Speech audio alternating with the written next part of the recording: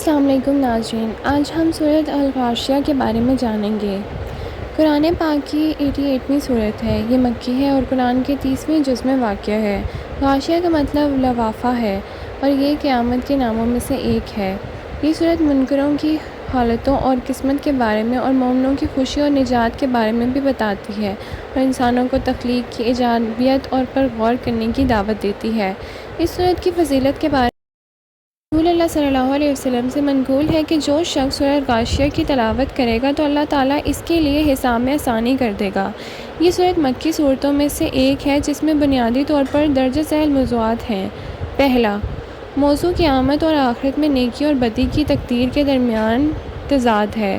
دوسرا، موضوع آسمان، زمین اور پہاڑوں کی تخلیق کے حوالے سے توحید ہے۔ انسان کو ان حیرت انگیز معاملات کو نصیحت سمجھنا چاہیے۔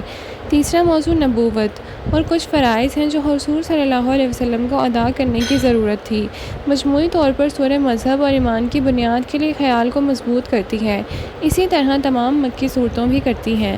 جہاں تک اس صورت کے مطالعے کی فضیلت کا تعلق ہے تو رسول اللہ صلی اللہ علیہ وسلم سے روایت ہے کہ جو اس صورت کی تلاوت کرے گا اللہ اس کا حساب آسان کر دے گا، اور امام صادق علیہ السلام سے ایک اور روایت میں ہے جو شخص اپنی فرض یا نفل نمازوں میں اس صورت کو پڑھا رہے گا اللہ اسے دنیا اور آخرت دونوں میں اپنے فضل میں رکھے گا اور آخرت میں اسے آگ سے محفوظ رکھے گا۔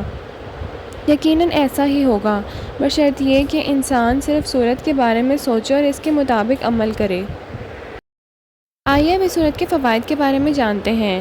یہ صورت مکی صورت ہے اور اس کی 26 آیات ہیں۔ رسول اللہ صلی اللہ علیہ وسلم سے روایت ہے کہ اس صورت کی تلاوت کرنے والے کو روز قیامت حساب کتاب میں کوئی مشکل نہیں آئے گی اور اللہ تعالیٰ اس پر رحم فرمائے گا اور اسے جہنم سے نجات دے گا۔ اس صورت کو بچے کے قریب پڑھنے سے اس کا خوف دور ہو جاتا ہے اور اس کا رونا بند ہو جاتا ہے۔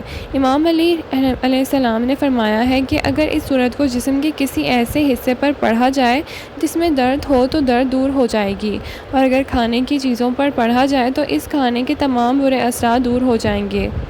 اسباق: کیا آپ نے نبی کو غالب واقعے کے بارے میں سنا ہے؟ اس دن شرمندہ چہرے محنت کش اور تھکے ہوئے ہوں گے جب وہ بھٹکتی ہوئی آگ میں داخل ہوں گے اور ابلتے ہوئے چشمے سے پینے پر موجود ہوں گے۔ ان کے کپڑے خشک کانٹوں کے سوا کوئی خوراک نہیں ہوگی اور نہ تو پرورش پاتے ہیں اور نہ بھوک کو مٹاتے ہیں۔ نبی کریم صلی اللہ علیہ وسلم کے دن جن صورتوں کو پڑھتے تھے ان میں سے ایک صورت غاشیہ تھی۔ یہ قرآن کے آخر کی صورتوں میں سے بھی ہے اور اس طرح ہم میں سے بہت سے لوگ جانتے ہیں، تاہم نبی کریم صلی اللہ علیہ وسلم اسے کثرت سے کیوں پڑھتے تھے؟ وہ صورت ہمیں کسی چیز کی یاد دلاتی ہے جس کی وجہ سے نبی کریم صلی اللہ علیہ وسلم اس سے بہت پیار کرتے تھے۔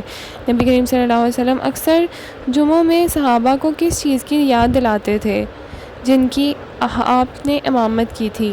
انجام کو یاد کرنا۔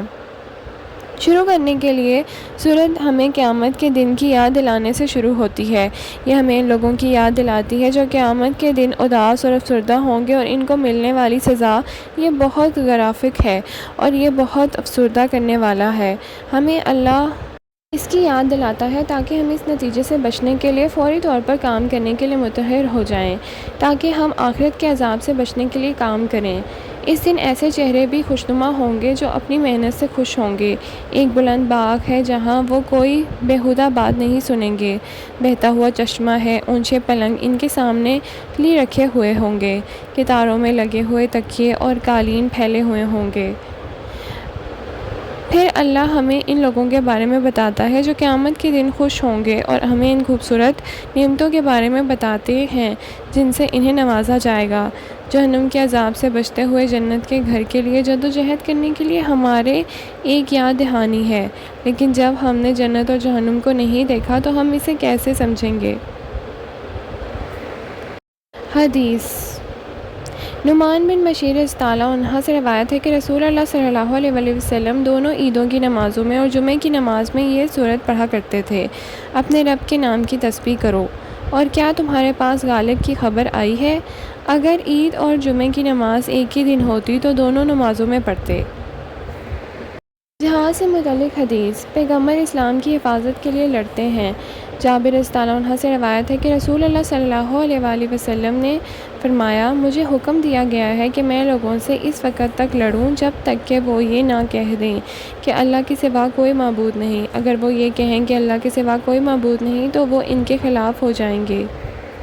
میری طرف سے ان کی جان و مال کی حفاظت کی گئی ہے۔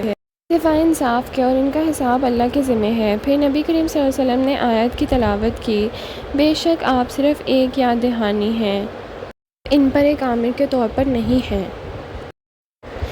ابن تمیہ نے کہا ہے کہ اس روایت کا مفہوم ان لوگوں سے لڑنا ہے جو جنگ کر رہے ہیں، جن سے اللہ نے ہمیں لڑنے کے لیے بلایا ہے۔ اس کا یہ مطلب نہیں ہے کہ ان لوگوں سے لڑو جنہوں نے صلح کی ہے اور جن کے ساتھ اللہ نے ہمیں صلح کرنے کا حکم دیا ہے۔